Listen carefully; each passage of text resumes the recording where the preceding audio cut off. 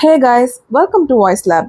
இன்னைக்கு நம்ம பார்க்க போகிறது mysterious places in the world. அதில் முதல் இடம் ஏரியா 51. ஏரியா 51ன்றது ரொம்ப ஒரு சீக்ரெட்டான யூஎஸ் மிலிட்ரி பேஸ். இது யுனைடெட் ஸ்டேட்ஸ் ஆஃப் அமெரிக்காவில் நெவாடா அப்படின்ற ஒரு ஸ்டேட்டில் இருக்குது.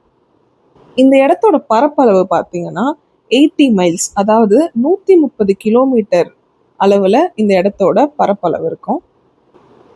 இந்த இடத்துல மோஸ்டா யூஎஸ் மிலிட்ரி அவங்களோட புது புது கண்டுபிடிப்புகளை கண்டுபிடிக்கிறதுக்காகவும் நிறைய புது புது அவங்க ஏர்பிளைன்ஸ் எல்லாம் தயாரிக்கிறாங்கல்ல, அது எல்லாமே டெஸ்ட் பண்ணுறதுக்காகவும் அந்த இடத்த யூஸ் பண்ணியிருக்காங்க. ஆனால் ஏரியா 51 இருக்க இடம் 2013 வரைக்கும் அப்படி ஒரு இடம் இருக்குன்றதே யாருக்குமே தெரியாது. கவர்மெண்ட் மூலயமாவே அந்த இடம் இப்படி ஒரு இடம் நாங்கள் வச்சிருக்கோன்றத அவங்க எந்த அனௌன்ஸ்மெண்ட்டும் கொடுக்கல. இந்த இடம் ரொம்ப ரெஸ்ட்ரிக்ட் பண்ணப்பட்ட இடம். யாருமே உள்ள நுழையக்கூடாது, கிரவுண்ட் இன்வேஷன்லாம் சான்ஸே கிடையாது. அந்த மாதிரி பயங்கர மிலிட்ரி ஃபோர்ஸஸோட யார் வந்தாலும் காலின்ற மாதிரி தான் அந்த இடத்துல அந்த அளவுக்கு செக்யூரிட்டி பாதுகாப்பு. நீங்க நினைக்கலாம், இது என்ன ஒரு சாதாரண இடம் தானே, இது ஏன் இவ்வளோ மிஸ்டீரியஸான டாப் 10 மிஸ்டீரியஸ் இடத்துல இது ஏன் வரணும் அப்படின்னு நீங்க நினைக்கலாம். அங்கதான் ஒரு சீக்ரெட் இருக்கு. இவங்க இவ்வளோ பண்ணாலும் வெளியில ஏதோ ஒரு விஷயம் உள்ள ஏதோ ஒரு விஷயம் நடக்குதுன்னு தெரியும். ஆனால் அதை ஏன் இவ்வளோ சீக்ரெட்டாக பண்ணுறாங்கன்ற ஒரு கேள்வி எல்லாருக்கும் எழும்போது தான் நிறைய யூஎஃப்ஓ தியரிஸ் அங்கே வர ஆரம்பிச்சுது. யூஎஃப்ஓனா என்னன்னு பார்த்தீங்கன்னா, it is a unidentified flying object. நம்ம ஊர்லலாம் இந்த மாதிரி இந்த ஏலியன்ஸ்க்கான பறக்கும் தட்டு அப்படிலாம் சொல்லுவோம்ல, அந்த மாதிரி ஒரு விஷயம் அங்கே இருக்க லோக்கல் பீப்புள்ஸ் நிறைய பார்த்ததா சொல்லப்பட்டது. இது முதல்ல ஆரம்பிச்ச இடம் எங்கன்னா, ரோஸ்வெல் அப்படின்ற ஒரு கார்டன் மாதிரி ஒரு அக்ரிகல்ச்சர் லேண்ட் இருக்கும்ல, அங்கே ஒரு ஃபார்மரோட லேண்டில் ஒரு பறக்கும் தட்டு விழுந்துருக்கு. அது அவர் பார்த்துட்டு என்ன ஏதோ வித்தியாசமாக இருக்குன்னு சொல்லி போலீஸ்க்கு கம்ப்ளைண்ட் பண்ணி அது பெரிய விஷயமாயி மிலிட்ரிலாம் அதை எடுத்துகிட்டு போயிருக்காங்க. அன்னைக்கு நியூஸில் அவங்க இது ஏதோ ஒரு பறக்கும் தட்டு மாதிரி ஃப்ளையிங் டிஸ்க் மாதிரி இருக்குது அப்படின்னு சொல்லி மென்ஷன் பண்ணிட்டு, அதுக்கு மறுநாளே இல்லை இது ஏதோ வேற ஏதோ நார்மலான விஷயம்தான், அதனால நீங்க இதை பத்தி பெருசா எதுக்கு பண்ணாதீங்கன்னு சொல்லி அது நியூஸா வெளியே வந்ததால மக்களுக்கு இன்னும் அது மேல ஆர்வம் அதிகமா இருக்கு. அதுவும் இல்லாம அங்க இருக்கிற லோக்கல் பீப்புள்ஸ்லாம் நைட்ல நிறைய வித்தியாசமான ஒரு பறக்கும் தட்டுகளோ அது மாதிரி நிறைய ஷேப் ஏர்கிராஃப்டே வித்தியாசமான ஷேப்ஸ்ல இருக்கிறதெல்லாம் அவங்க நிறைய நோட் பண்ணியிருக்காங்க. நிறைய லைட்ஸ் அண்ட் ஜிக்ஸாக்கா ஃபாஸ்டா மூவ் ஆகுறது, இதெல்லாம் பார்த்து நிறைய பேருக்கு அந்த சந்தேகம் எழுந்திருக்கு. இதனால யூஎஸ் கவர்மெண்ட் ஏதோ ஒரு எக்ஸ்ட்ரா டெரெஸ்ட்ரியலான விஷயத்த ஏதோ ரிசர்ச் பண்ணுறாங்களோ, ஆராய்ச்சி பண்ணுறாங்களோ, ஏதோ ஏலியன்ஸை வச்சு ஏதோ ஆராய்ச்சி நடக்குதோ அப்படின்ற ஒரு கோணத்துலையும் பார்க்கப்படுது. ஸோ நீங்கள் என்ன நினைக்கிறீங்க? உண்மையிலே இந்த உலகத்தில் ஏலியன்ஸ்லாம் இருக்குமா, இல்லை உண்மையிலே ஏலியன்ஸை வச்சு இந்த மாதிரி ஒரு ரிசர்ச்லாம் அங்கே பண்ணியிருப்பாங்கன்னு நீங்கள் நினைக்கிறீங்களா? காமெண்ட்டில் சொல்லுங்கள். அடுத்து நம்ம பார்க்க போகிற இடம் பெர்மிடா ட்ரையாங்கிள். இந்த பெர்மிடா ட்ரையாங்கிளோட ரீஜன் நார்த் அட்லாண்டிக் ஓஷனோட இடத்துல இருக்குது. இது 3 இடத்தோட பவுண்டரியோட கனெக்ட் ஆன ஒரு இடம். ஒன்று மயாமி, இன்னொன்று பெர்மிடா, இன்னொன்று சான் ஜுவான். இந்த 3 இடத்த கனெக்ட் பண்ணி ஒரு ட்ரையாங்கிள் ஷேப்ல ஃபார்ம் ஆனதால தான் இதுக்கு பெர்மிடா ட்ரையாங்கிள்னு பேர் வந்துச்சு. இது ஏன் இவ்வளோ மிஸ்டீரியஸான இடம்னு பார்த்தீங்கன்னா, இந்த இடத்த கிராஸ் பண்ற நிறைய ஷிப்ஸும் ஏன் ஏர்கிராஃப்ட் மேலே போகிற ஏர்கிராஃப்ட்டுமே காணாமல் போயிடுதுன்ற மாதிரியான ஒரு தியரி இங்கே ஃபாலோ ஆகுது. இந்த இடம் இவ்வளோ ஃபேமஸ் ஆனதுக்கான காரணம் 1945ல் யூஎஸ் நேவி பாம்பர்ஸ் ஃப்ளைட் 19ல் 5 பேர் கொண்ட குழு காணாமல் போயிருக்காங்க. சுத்தமாக அவங்க காணாமல் போனதுக்கான தடயம் எதுவுமே கிடைக்கல. அதுலேருந்து தான் இந்த இடம் ரொம்ப ஃபேமஸ் ஆக ஆரம்பிச்சுது.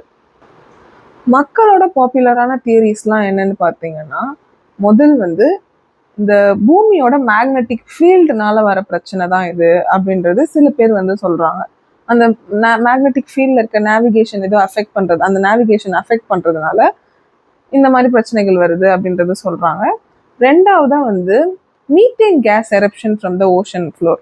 அது என்னன்னு பார்த்தீங்கன்னா, கடலுக்கு அடியில் கேஸ் பைப்ஸ்லாம் இருக்கும். அங்கே மீத்தேன் கேஸ்னால ஏதாவது ஒரு பிரச்சனை நடக்கிறதுனாலையும் சில பேர் சொல்கிறாங்க. இன்னும் சில பேர் இந்த பேய் ஆவி அப்படின்ற மாதிரி பேசுறது உண்டு. அது இல்லாமல் ஏலியன்ஸ் பற்றியும், ஏலியன்ஸ்னால நடக்குது ஏதோ ஒரு ஆக்டிவிட்டி நடக்குது அப்படின்ற மாதிரியும் சொல்கிறாங்க.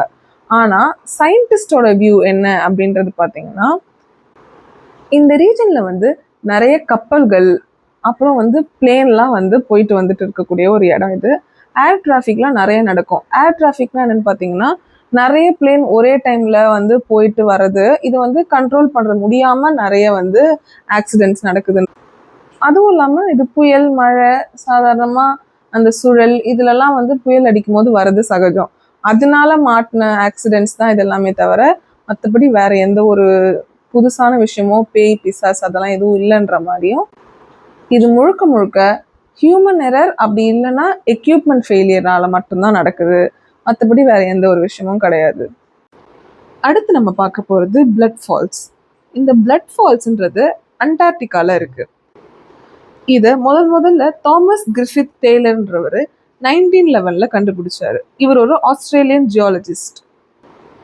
இந்த தண்ணி ஏன் ரத்தம் மாதிரி ரெட் கலர்ல இருக்குன்றது பார்த்தீங்கன்னா 3 விஷயம். ஒன்று வந்து இதில் அயன் கண்டென்ட் ரொம்பவே அதிகமாக இருக்கு. ரெண்டாவது, சால்ட், கடல் தண்ணியை விட சால்ட்டோட கண்டென்ட் இன்னும் அதிகமாக இருக்கு. மூணாவதா, அந்த தண்ணியில் ஆக்சிஜனே இல்லை. ஸோ அந்த அயன் அதிகமாக இருக்கிற தண்ணி காற்றுல இருக்க ஆக்சிஜனில் பட்டு மிக்ஸ் ஆனதுனால அயன் ஆக்சைடு ஃபார்ம் ஆகுது. அயன் ஆக்சைடுன்றது என்னன்னு பார்த்தீங்கன்னா ரஸ்ட், துரு. இதனால தான் இந்த தண்ணி வந்து ரத்த கலரில் இருக்குன்றது சயின்டிஃபிக்கலாக ப்ரூவ் பண்ணப்பட்டிருக்கு. இந்த தண்ணி எங்கேருந்து வருதுன்றது பார்த்தீங்கன்னா, இந்த ஐஸ் கட்டிங்கெல்லாம் இருக்கும்ல, அங்கே ஒரு இடத்துல ஒரு ஹிடன், ஒரு மறைமுகமான ஒரு சப்கிளேஷியல் லேக் இருக்குது. சப்கிளேஷியல் லேக் என்னன்னு பார்த்தீங்கன்னா, மேல் லேயர் மட்டும் ஐஸாக இருக்கும், தின்னா, உள்ள ஃபுல்லாக தண்ணி இருக்கும். அதுதான் வந்து சப்கிளேஷியல்னு லேக்குன்னு சொல்லுவாங்க. ஸோ அது உள்ள வந்து மில்லியன் வருஷக்கணக்காக வந்து தண்ணி வந்து ஸ்டோர் ஆயிருக்கு. அந்த தண்ணியோட கண்டென்ட் வந்து பார்த்தீங்கன்னா கடல் தண்ணியோட உப்பு அதிகமாக இருக்கும். ஸோ அது வந்து எவ்வளோ ஃப்ரீசிங் டெம்பரேச்சரில் இருந்தாலும் வந்து ஐஸ் கட்டியாகவே ஆகாது, தண்ணியாகவே இருக்கும். மேலே இருக்க லேயர் மட்டும் கட்டியாக இருக்கும். அந்த தண்ணி தான் அப்படியே ஃப்ளோ ஆகி ரெட் ஃபால்ஸாக உருவானது. பார்க்கும்போதே ஏதோ ஹாரர் படத்தில் பார்க்குற மாதிரி இருக்குல்ல. எனிவே, இந்த வரிசையில் நம்ம அடுத்து பார்க்க போகிற இடம் கோரல் கேசல். இந்த கோரல் கேசல்ன்றது ஹோம்ஸ்டெட் அப்படின்ற ஒரு இடத்துல எட்வர்ட் லீட்ஸ்கல்லன் அப்படின்ற ஒருத்தரால் பவழப்பாறைகள்னு சொல்லுவோம்ல நம்ம, அதனால கட்டப்பட்ட ஒரு இடம். இது 1923 1951 வரை அவர் தனியால ஒரே ஒரு ஆளா கட்டினதா சொல்லப்படுது. இந்த இடம் சுமாரா 1100 டன் பவழப்பாறைகளை வச்சு உருவாக்குன ஒரு இடம். இதுக்கு ஏன் இவ்வளோ புகழ், அதுவும் இல்லாமல் ஏன் இவ்வளோ மர்மமாக இருக்குன்னு பார்த்தீங்கன்னா, அந்த எட்வர்டுன்றவர் பெரும்பாலும் இந்த கட்டடத்தெல்லாம் இந்த ஸ்கல்ப்சர்லாம் வந்து நைட்டு நேரத்தில் தான் பண்ணுவாராம். அவர் எப்படி பண்ணுறாரு, எப்படி அவ்வளோ டன் கணக்கில் இருக்க கல்லெல்லாம் அவர் இங்கே தூக்கிட்டு வந்து வச்சாரு, எதுவுமே யாருக்குமே தெரியாதான். அதுவும் இல்லாமல் அங்கே இருக்கிற அந்த காம்பவுண்ட் செவருங்க, அங்கே இருக்க சேரு, சிலைங்க எல்லாமே வந்து சுண்ணாம்பு கல்லாலேயே செஞ்சுருந்தாராம். அங்கே சில கல்லுங்களோட எடையெல்லாம் பார்த்தீங்கன்னா 10 டன் 20 டன் ஏன் அதுக்கு மேலேயே கூட இருக்கும். அதெல்லாம் எப்படி அவர் ஒரு ஆளாக செஞ்சாருன்றது தான் அங்கே வந்து ஒரு மிஸ்ட்ரியே. இதில் ரொம்ப பிரபலமான ஒரு ஸ்கல்ப்சர் எதுன்னு பார்த்தீங்கன்னா 9 டன் கூடிய ஒரு சுழலும் கதவு. சுழலும் கதவுனா நம்ம நிறைய ஹோட்டல்லலாம் பார்த்துருப்போம். ஸ்டார் ஹோட்டலில் நிறைய ஹோட்டலில் வந்து கதவை தள்ளிட்டு அப்படி ரொட்டேட் ஆகி உள்ளே போவோம். அந்த மாதிரி ஒரு கதவு வந்து 9 டன்னில் வந்து அவர் பண்ணியிருந்தாராம். அது வந்து நம்ம ஒரு சுண்டு வரலில் இப்படி தள்ளினாலே அந்த கதவு அந்த பக்கம் போகுமா, ஈஸியாக நகருமா. ஸோ அந்த அளவுக்கான ஒரு ஆர்கிடெக்சரல் ஒரு மூளை வந்து எப்படி அந்த காலத்தில் ஒரு தனியால் எப்படி பண்ணாருன்றது தான் அங்கே வந்து ஒரு சுவாரஸ்யமான விஷயம். இதனால நிறைய பேர் என்ன சொல்ல ஆரம்பிச்சிட்டாங்கன்னா, இவர் வந்து நிறைய இந்த அமானுஷ்ய சக்தினை வச்சு தான் இதை வந்து அவருக்கு ஏதோ மந்திரம் தெரியும், அதை வச்சு தான் அவர் கட்டியிருக்காருன்னு சில பேர் சொல்கிறாங்க. சில பேர் வந்து ஏதோ பழமையான ரகசிய அறிவு, பழமையான ஏதோ ஒரு ரகசியமான ஒரு ஆர்கிடெக்சரல் ஒரு மூளையை வச்சு கட்டியிருப்பாரோ அப்படின்ற மாதிரி சிலர் சொல்கிறாங்க. ஆனால் அறிவியல் சார்ந்து என்ன சொல்கிறாங்கன்னு பார்த்தீங்கன்னா, இது வந்து ஒரு யூனிக்னஸ், ஒரு ஆர்கிடெக்சரல் யூனிக்னஸ். நிறைய இந்த ஃபிசிக்ஸ் சம்மந்தப்பட்டு ஒரே ஆள் வந்து இவ்வளோ பெரிய வெயிட்டு தூக்குறது அதெல்லாம் வந்து நம்ம நிறைய கிளாஸஸ்லாம் பார்த்துருப்போம். அந்த மாதிரி தான் இது ஒரு சரியான சமநிலையில் வச்சு ஒரு பொருளை தனியாலாம் தூக்க முடியும். அதுக்கு நிறைய வந்து டெக்னிக்ஸ் இருக்குது. கயிறோட அமைப்பு, ஒரு கயிறை கட்டி அதை எப்படி அமைச்சு எப்படி தூக்கணும், அதே மாதிரி ட்ரைபாட்ஸ் மாதிரி ஃபிக்ஸ் பண்ணி எப்படி தூக்குறது, இந்த மாதிரி நிறைய வந்து ஆர்கிடெக்சரல் பேசிஸில் நிறைய வந்து டெக்னிக்ஸ் இருக்குது. அதை வச்சு அவர் ஒரே ஆளாக தூக்கியிருக்கலாம், பட் ரொம்ப டைம் ஆயிருக்கும்ன்ற மாதிரி ஒரு அறிவியல் விளக்கம் கொடுக்கப்பட்டிருக்கு. இப்போ இந்த இடம் ஒரு மியூசியமாக மாற்றப்பட்டிருக்கு. இப்போ இது பேர் கோரல் கேசல் மியூசியம். நிறைய பேர் இப்போ இதை போய் பார்த்துட்டும் இருக்காங்க. நிறைய ஃபோட்டோஸ்லாம் நெட்டில் இருக்குது. நீங்கள் போய் இதை எக்ஸ்பீரியன்ஸ் பண்ணணும்னு நினச்சாலும் தாராளமாக போய் பார்க்கலாம். அடுத்து நம்ம பார்க்க போகிறது டெவில்ஸ் பிரிட்ஜ். உலகத்தில் நிறைய இடத்துல டெவில்ஸ் பிரிட்ஜுன்ற பேரோட பிரிட்ஜஸ் நிறைய இருக்குது. ஆனால் ரொம்ப ஃபேமஸான ஒரு பிரிட்ஜுன்றது பார்த்தீங்கன்னா ஜெர்மனியில் இருக்க ப்ரூக்ன்ற பிரிட்ஜ் தான். இந்த பாலத்துக்கு ஏன் டெவில்ஸ் பிரிட்ஜுன்னு பேர் வந்ததுன்னா, அந்த காலத்து கதைப்படி அந்த பிரிட்ஜை கட்டுறதுக்கு ரொம்பவே கஷ்டப்பட்டுருக்காங்க. ஸோ அதை முடிக்கிறதுக்கு ஒரு சாத்தான் வந்து உதவி பண்ணுறேன்னு வந்து சொல்லியிருக்கு. ஆனால் அப்படி அது உதவி பண்ணால் அதுக்கு பதிலாக அந்த பிரிட்ஜை கட்டி முடிச்சதுக்கப்புறம் யார் முதல்ல அதை கிராஸ் பண்ணுறாங்களோ அவங்களோட ஆத்மா வந்து அதுக்கு வேணும் அப்படின்னு சொல்லி ஒரு நிபந்தனையும் வச்சிருக்கு. அந்த கிராம மக்கள் முதல்ல அதை ஒத்துக்கிட்டு அதுக்கப்புறமா எல்லாம் கட்டி முடிச்சு வேலைலாம் முடிஞ்சதுக்கப்புறம் ஒரு மனுஷால அனுப்புனதுக்கு பதிலாக ஒரு நாயோ இல்லை ஒரு ஆடையோ அமைச்சு அந்த சாத்தானே ஏமாத்திருக்காங்க. இந்த மாதிரி பல வித்தியாசமான கதைகள் வந்து ஒரு ஒரு டைம்லையும் சொல்லப்படுது. அதனால தான் இந்த பிரிட்ஜுக்கு டெவில்ஸ் பிரிட்ஜுன்ற பேரும் வந்திருக்கு. இது ஏன் இவ்வளோ சிறப்பாக இருக்குன்னு பார்த்தீங்கன்னா, இது ஒரு ஒரு கல்லால் அழகாக ஒரு ஆர்க் ஷேப்பில் கட்டப்பட்டிருக்கு. நம்ம ஊர்லலாம் பார்த்தீங்கன்னா பிரிட்ஜு வந்து ஸ்ட்ரெயிட்டாக தான் இருக்கும்.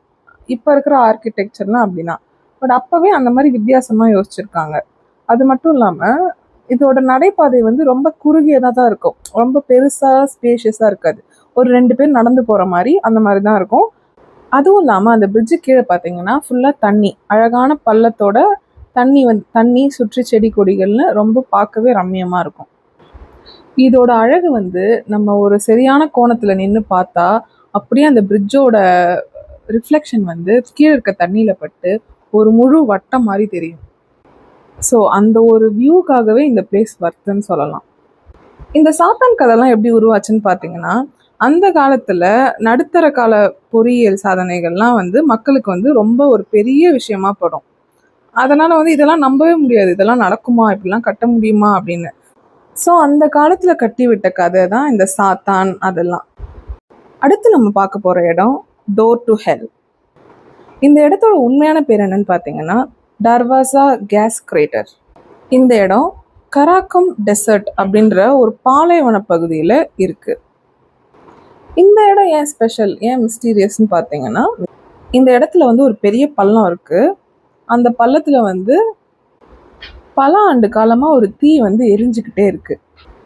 இந்த நெருப்பு எப்படி உருவாச்சுன்னு பார்த்தீங்கன்னா, 1971 காலகட்டத்தில் சோவியத் விஞ்ஞானிகள் வந்து ஒரு நேச்சுரல் கேஸ், அதாவது இயற்கை எரிவாயு வந்து தேடி வந்து நிலத்துல வந்து ஓட்டை போட்டு அந்த ட்ரில் பண்ணியிருக்காங்க. இதனால என்ன ஆச்சுன்னா திடீர்னு ஒரு பெரிய பள்ளம் வந்து உருவாயிருக்கு. அதுல இருந்து திடீர்னு இந்த மீத்தேன் கேஸ் வந்து வெளியேற ஆரம்பிச்சிருச்சு. இந்த கேஸ் வந்து எல்லா இடத்துலையும் பரவாமல் இருக்கிறதுக்கு பார்த்தீங்கன்னா அங்கே இருக்க சயின்டிஸ்ட் வந்து அதில் தீ வச்சிடுறாங்க. அவங்களோட கணிப்பு பார்த்தீங்கன்னா ஒரு 2-3 நாளில் வந்து அது அணைஞ்சிடும் அப்படின்னு சொல்லி தான் அவங்க நினச்சிருக்காங்க. ஆனால் அந்த தீ வந்து 50 வருஷத்துக்கு மேலே எரிஞ்சிட்ருக்கு. அந்த பள்ளத்தோட பரப்பளவு பார்த்தீங்கன்னா சுமார் 230 அடி அகலமும் 65 அடி ஆழமும் இருந்திருக்கு. இரவு நேரத்தில் அந்த பாலைவனத்தை பார்க்கும்போது அந்த ஒரு இடத்துல மட்டும் அப்படியே தீ பிரகாசமாக எரியுமா, அதை பார்க்கறதுக்கும் ஒரு விதத்தில் அழகாகவும் இருக்கும். ஆனால் அது ஆபத்தான இடமும் கூட. இன்னைக்கு உள்ள கவலை என்னன்னா, அதை பற்றி நிறைய நேச்சுரல் கேஸ் வந்து வேஸ்ட் ஆகுது. அது மட்டும் இல்லாமல் பொல்யூஷன் அதிகமாகுது, நிறைய காற்று வந்து மாசுபடுது. இதனால சுற்றுச்சூழலுக்கு ரொம்ப பாதிப்பு உண்டாகுதுன்னு சொல்லி டர்க்மெனிஸ்தான் கவர்மெண்ட் வந்து அதை எப்படியாவது அணைக்கணுன்ற ஒரு திட்டத்தில் இருக்காங்க. இது ஏன் இவ்வளோ பிரபலமாச்சுன்னு பார்த்தீங்கன்னா, இது ஒரு அறிவியல் ஆச்சரியம். அதே மாதிரி இந்த தீ இன்னும் எத்தனை நாளைக்கு எரியும், கேஸ் இன்னும் எவ்வளோ இருக்குது, இன்னும் எதையுமே எந்த ஒரு விஞ்ஞானிகளாலையும் கணிக்க முடியல. இந்த வரிசையில் நம்ம அடுத்ததாக பார்க்க போகிறது கிரேட் ப்ளூ ஹோல். இது பெலிஸில் லைட் ஹவுஸ் ரீஃப் அப்படின்ற ஒரு இடத்துல இருக்குது. இது உலகத்தில் மிகவும் பிரபலமான கடல் அடியில் இருக்கிற இயற்கை அதிசயங்களில் ஒன்று. இதோட பரப்பளவு 984 அடி அகலமும் 410 அடி ஆழமும் இருக்கு. இது டாப் ஆங்கிள் இருந்து பார்க்கும்போது கடலுக்கு நடுவில் தனியா கருநீல கலர்ல ஒரு சர்க்கிள் மாதிரி ஃபார்ம் ஆயிருக்கும். இது எப்போ உருவாச்சுன்னு நம்பப்படுதுன்னா, இந்த ஐஸ் ஏஜ் காலம்னு சொல்லுவாங்கல்ல, ரொம்ப ஃபுல்லா பனி படர்ந்த காலம், அந்த டைம்லயே இது உருவாயிருக்கணும் அப்படின்னு சொல்லப்படுது. அந்த டைம்ல கடல் மட்டம் ரொம்ப குறைவா இருந்திருக்கும். அந்த மாதிரி கீழே இருந்த காரணத்தினால அதுக்கு மேல சுண்ணாம்புனால ஆன ஒரு குகையா அது இருந்தது. அதுக்கப்புறம் சில காலகட்டத்துக்கு பிறகு கடலோட மட்டம் மேல நல்லா உயர்ந்துச்சு. அப்போ அந்த குகையோட கூரெல்லாம் எல்லாம் சரிஞ்சு அதெல்லாம் தண்ணியில அப்படியே நிரம்பி கடலுக்கு அடியில ஒரு பள்ளம் மாதிரி ஃபார்ம் ஆயிடுச்சு. இந்த இடம் அதுக்கப்புறம் நிறைய இந்த ஸ்கூபா டைவிங் டைவர்ஸ்லாம் இருக்காங்க பார்த்தீங்களா, தண்ணிக்குள்ள மூழ்கி ஆழமா போய் பார்ப்பாங்கல்ல, அவங்க இந்த ஸ்பாட்டை அவங்களோட என்டர்டெயின்மெண்ட் பர்பஸ்க்காக யூஸ் பண்ண ஆரம்பிச்சாங்க. ஸோ அது உள்ள அவங்க போய் பார்க்கும்போது என்ன கண்டுபிடிச்சாங்கன்னா, அந்த சுண்ணாம்பு கற்களே பெரிய பெரிய பாறைகளாக இருக்கும் பார்த்தீங்களா, அந்த மாதிரி பாறைகள் நிறைய இருந்தது. ஆனால் ஆக்சிஜன் அந்த ஆழத்தில் ரொம்ப குறைவு. ஸோ அதனால பெருசாக உயிரினங்கள் எதையும் பார்க்க முடியல. ரொம்ப கம்மியான உயிரினங்கள் மட்டும்தான் அங்கே இருந்திருக்கு. இந்த இடம் ரொம்ப ஃபேமஸானதுக்கு சில காரணம் இருக்குது. ஒன்று அதோட வியூ. மேலே இருந்து பார்க்கும்போது அது ரொம்ப கண்கொள்ளா காட்சியாக இருக்கும். அதுக்கப்புறம் ஆழ்கடலில் போய் டைவிங் பண்ணி பார்க்கணும்னு சில மக்கள்லாம் இருப்பாங்க. அவங்களுக்கு ரொம்ப பிடிச்ச ஸ்பாட்டாக இது மாறிச்சு. அது மட்டும் இல்லாமல் நிறைய ரிசர்ச்காகவும் இது யூஸ் ஆச்சு. கடலோட ஆழத்தில் இருக்க மர்மத்தை பற்றி தெரிஞ்சுக்கிறதுக்காகவும் இந்த இடம் ரொம்ப மக்களால் பேசப்பட்டுச்சு. அடுத்ததாக நம்ம பார்க்க போகிற இடம் ஐலாண்ட் ஆஃப் த டால்ஸ். இந்த இடம் மெக்சிகோவில் ஜோச்சிமில்கோ அப்படின்ற ஒரு தீவில் இருக்குது. இது இவ்வளோ பிரபலமானதுக்கு காரணம் என்னன்னா, இந்த தீவில் இருக்க எல்லா மரங்களிலையும் நூற்றுக்கணக்கான உடைந்த பழைய பொம்மைங்களை தொங்க விட்டுருப்பாங்க. அதனாலேயே இந்த தீவு ரொம்ப ஃபேமஸ். இந்த கதை எப்படி உருவாச்சுன்னு பார்த்தீங்கன்னா, டான் ஜூலியன் சண்டானா பரேரா அப்படின்ற ஒருத்தர் தனியாக இந்த தீவில் வாழ்ந்துட்டு இருந்திருக்காரு. அப்போது அங்கே பக்கத்தில் இருக்க கால்வாயில் ஒரு சின்ன பொண்ணோட சடலம் இருக்கிறத பார்க்குறாரு. அதுக்கப்புறம் கொஞ்ச நாள் கழித்து அதே இடத்துல ஒரு பொம்மை மிதந்து வரதையும் அவர் பார்க்குறாரு. இதை பார்த்து அவர் அந்த பொண்ணோட ஆவிதான் அங்கே இருக்கு போலன்னு சொல்லி எல்லா பொம்மைங்களையும் மரத்தில் தொங்க விட்டுருக்காரு. அவர் என்ன நம்பினார்னு பார்த்தீங்கன்னா, அந்த பொம்மையெல்லாம் அந்த மரத்தில் கட்டினதால அந்த பொண்ணோட ஆத்மா ரொம்ப சந்தோஷப்படும், அமைதியாக இருக்கும். அவரையும் பாதுகாத்துக்கிறதுக்கான ஒரு கருவியாக அதை அவர் நினச்சி பயன்படுத்தினார். சரி, இது பொம்மை தானே, இது ஏன் பார்க்கறதுக்கு இவ்வளோ பயமாக இருக்குன்னு பார்த்தீங்கன்னா, அங்கே இருக்க நிறைய பொம்மைங்க ஆல்மோஸ்ட் எல்லா பொம்மைங்களுக்குமே கண் இருக்காது, சில பொம்மைங்களுக்கு கை கால் இருக்காது, சில பொம்மைங்க நல்லா வெயில் மழை எல்லாத்துலேயும் நனைஞ்சு என்ன ஆகுதுன்னா ஒரு மாதிரி அழுகி போன நிலைமையில சில பொம்மைங்க இருந்திருக்கு. நிறைய பூச்சிகள் அப்புறம் செடி கொடிகள்லாம் அது மேலே பார்க்கறதுக்கு ஒரு மாதிரி ஒரு பேய் இதுக்குள்ளே போன மாதிரி இருந்திருக்கு. காலப்போக்கில் அது இன்னும் பயங்கரமான கதையாக மாறுது. சில பேர் என்ன சொல்ல ஆரம்பிச்சாங்கன்னா, நைட் டைமில் அந்த பொம்மைங்கள்லாம் அப்படியே பேசுகிற மாதிரி இருக்கும் அப்படின்னு சொல்கிறாங்க. சில பேர் அது மட்டும் இல்லாமல் அது மனுஷங்க நடந்து போகிறத அப்படியே அதோட கண்கள் பின்தொடர்ந்து பார்க்குற மாதிரியே இருக்கும், நம்மளை ஃபாலோ பண்ணுற மாதிரியே இருக்கும்ன்ற மாதிரியும் சொல்கிறாங்க. ஆனால் இதுக்கான எந்த ஆதாரமும் இல்லை, எல்லாமே வாய் வார்த்தைகள் தான். ஆனால் இந்த கதைகள்னாலேயே இந்த இடம் ரொம்ப பிரபலமாயிடுச்சு. இதில் இன்னும் இன்ட்ரெஸ்டிங்கான விஷயம் என்னென்னா, இந்த டான் ஜூலியன் இருக்கார்ல, நான் ஃபஸ்ட்டு சொன்னனே அந்த பொண்ணை பார்த்தவர், அவரும் மர்மமான முறையில் அதே கால்வாயில் விழுந்து இறந்துருக்காரு. இதனாலேயே அந்த தீவோட மர்மம் இன்னமும் அதிகரிச்சிருச்சு. இப்போ கரண்ட்டாக அந்த இடம் ஒரு டூரிஸ்ட் ஸ்பாட்டாக ஆயிடுச்சு. அது மட்டும் இல்லாமல் உலகத்திலேயே மிகவும் பயமுறுத்தும் இடத்துல ஒன்றாவும் அது இப்போ இருக்குது. நீங்கள் சொல்லுங்கள், உங்களில் யாருக்காவது இங்கே போகிறதுக்கு தைரியம் இருக்கா? இருந்தால் எஸ்ன்னு கமெண்ட்டில் சொல்லுங்கள். ஓகே காய்ஸ், இந்த வீடியோ உங்களுக்கு பிடிச்சிருந்ததுன்னா லைக் பண்ணுங்கள், ஷேர் பண்ணுங்கள், மறக்காமல் சப்ஸ்கிரைப் பண்ணிவிடுங்க. அதோட அந்த பெல் ஐக்கானையும் கிளிக் பண்ணிவிடுங்க. அதே மாதிரி நான் உங்களுக்கு எதை பற்றி பேசணுன்னாலும் அந்த டாப்பிக்கை காமெண்ட்ஸில் ஷேர் பண்ணுங்கள். அடுத்தடுத்த வீடியோவாக உங்களுக்காக நான் அதை பேசி அப்லோட் பண்ணுவேன். பாய்.